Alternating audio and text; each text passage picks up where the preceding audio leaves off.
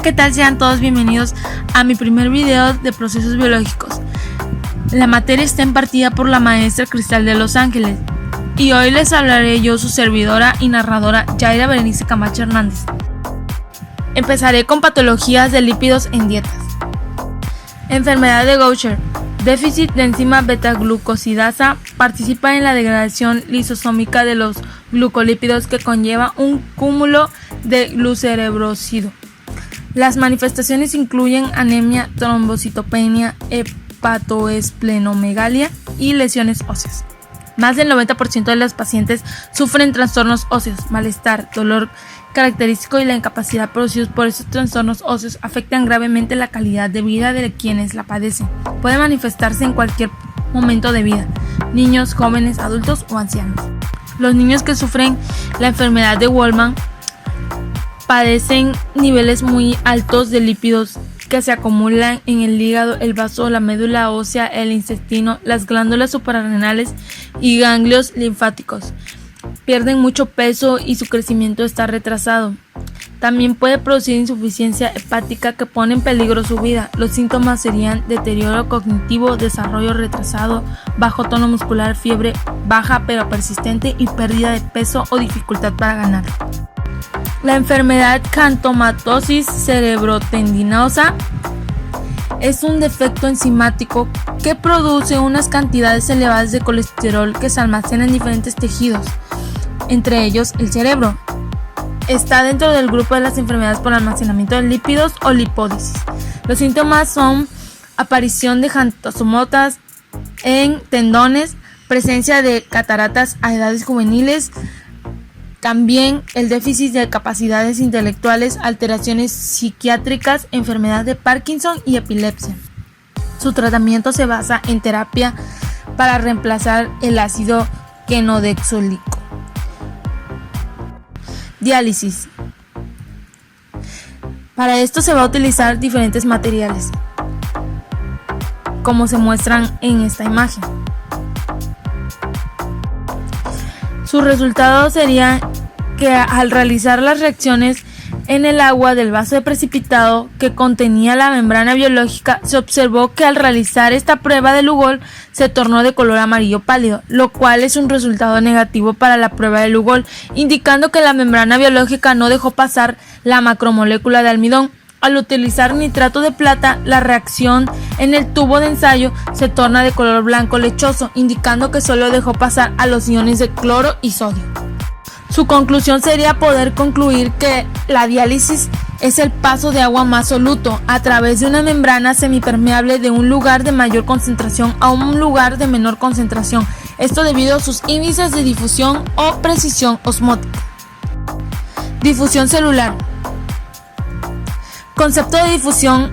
En biología, la difusión se considera una forma de transporte celular pasivo, ya que no necesita de energía adicional para que ésta ocurra. La difusión biológica puede dividirse en difusión simple y difusión facilitada. Clasificación de difusión. Difusión simple. Acciones de los enlaces de hidrógeno que se forman entre las moléculas de agua y los solutos disueltos en esta. Las moléculas de agua se mueven de manera aleatoria y eventualmente rodean a las moléculas de solutos individuales, lo que maximiza la oportunidad de formar los enlaces de hidrógeno. Se realiza una mezcla de una sustancia en agua. Esta sustancia estaría concentrada en un solo lugar. En ese momento el gradiente de concentración es muy alto. En el tiempo las moléculas se mueven y chocan entre sí y promueve la formación de enlace entre las partículas de soluto y el solvente. El soluto de esta está distribuido de manera uniforme en toda la solución. En la difusión facilitada, el tipo de transporte pasivo, a pesar que implica proteínas de transporte, es considerada como transporte pasivo por el cual el soluto está moviendo hacia abajo del gradiente de concentración. Las moléculas polares como el agua y los iones no pueden hacerlo, se difunden a través de la membrana por medio de las proteínas de transporte. Una proteína de transporte se extiende por toda la membrana y permite que ciertas moléculas o iones se difundan a través de ella. Las proteínas de canal y las proteínas portadoras son tres tipos de proteínas de transporte que estas involucradas en la difusión facilitada.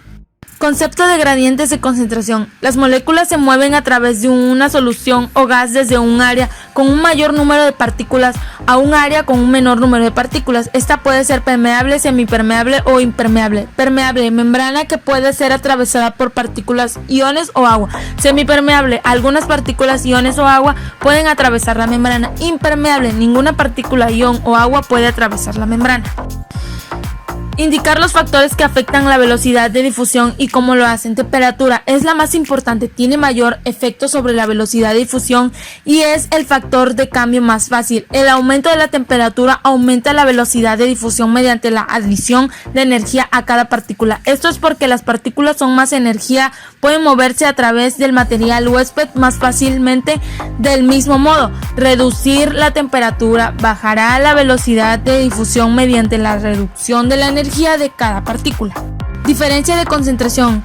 La difusión a través de una pared delgada se producirá significativamente más rápido si hay una alta concentración del gas en un lado y ninguno al otro lado de la pared, que si hubiera una cantidad casi igual de gas en ambos lados. Distancia de difusión. La velocidad de difusión es inversamente proporcional a la distancia a través de la cual el material se difunde, es decir, las distancias más pequeñas resultan en velocidades de difusión más rápidas. Esto tiene sentido ya que un gas se difunde a través de una pared delgada mucho más rápido de lo que lo haría a través de una gruesa. Difusión y materiales huéspedes. La velocidad de difusión también depende del material con que se está difundiendo y del material a través del cual lo hace a una cierta temperatura. Las partículas tienen la misma energía promedio. Significa que los átomos más ligeros como el hidrógeno, el carbono, el oxígeno y el nitrógeno viajan más rápido y son más móviles que los átomos más grandes, tales como el cobre y el hierro. Los materiales hechos de los átomos más ligeros se difunden más rápidamente que los más pesados. La difusión y la osmosis son más importantes para las células. Es importante que produce la entrada o salida de sustancias a través de una membrana semipermeable debido a la presencia de poros. Las sustancias que entran o salen son necesarias para el buen funcionamiento y el metabolismo celular. La osmosis es la difusión de agua a través de una membrana con permeabilidad diferencial, es decir, una membrana que es más permeable al agua que los solutos disueltos. Es el proceso que consiste en el pasaje de H2O y de algunas sustancias disueltas en ella a través de una membrana semipermeable, desde el medio de mayor concentración hacia el menor concentración de agua. ¿Qué son las soluciones hipotónicas e isotónicas?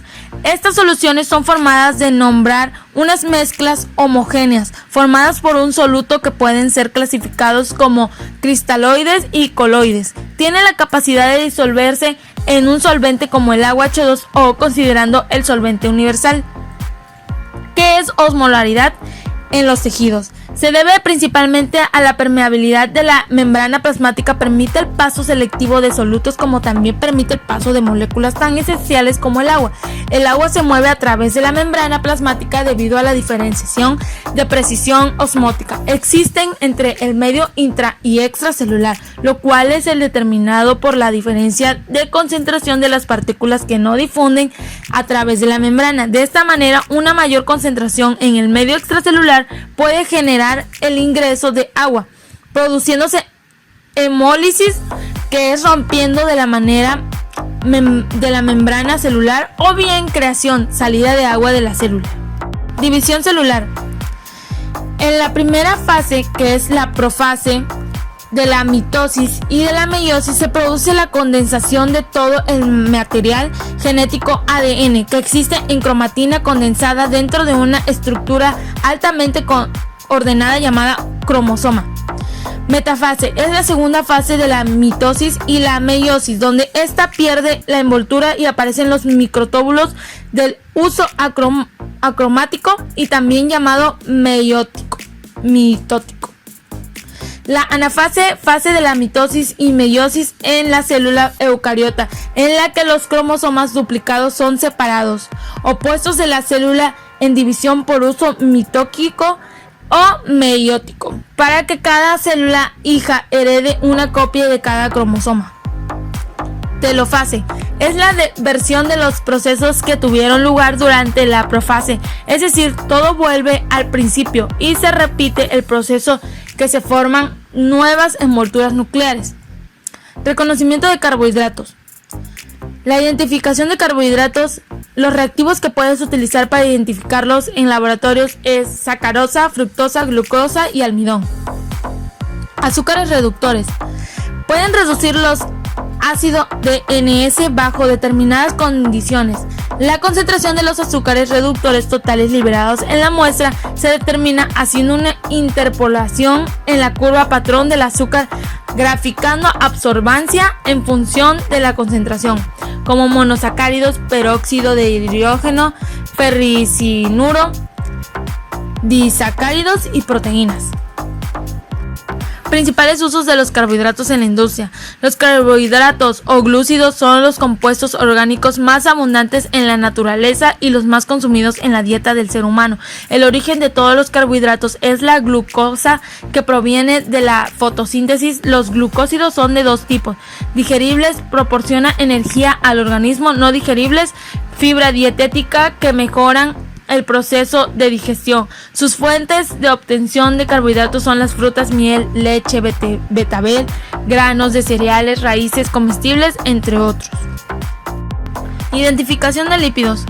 Tinción. Disponer en una gradilla 2 tubos de ensayo colocando en ambos 2 ml de aceite. Añadir a uno de los tubos 4 a 5 gotas de solución alcohólica de Sudán 3. Al otro tubo añadir 4 a 5 gotas de tinta roja. Agitar ambos tubos y dejar reposar. Observar los resultados, que en el tubo con Sudán 3 todo el aceite tiene que aparecer teñido, mientras que en el tubo con tinta esta se irá al fondo y el aceite no estará teñido. Y como pueden observar, en esa imagen se observa cómo se hará y cuál será el resultado. Saponificación. ¿Qué es la saponificación? Conocida como hidrólisis de éster en medio básico, proceso químico por el cual un cuerpo graso unido a una base y agua da como resultado jabón y glicerina. Se llaman jabones a las sales sódicas y potásicas derivadas de los ácidos grasos, todas aquellas sustancias que en su estructura molecular contienen restos de ácidos grasos y son sustancias naturales a las que llamamos lípidos saponificables. Las más abundantes en la naturaleza son las grasas neutras o glicéridos. La saponificación de un triglicérido se resume a grasa más sosa cáustica, jabón más glicerina. Lípidos saponificables. Todo aquel compuesto por un alcohol unido a uno o varios ácidos grasos iguales o distintos. Esta unión se realiza mediante un enlace éster. Puede romperse fácilmente si el lípido se encuentra en un medio básico.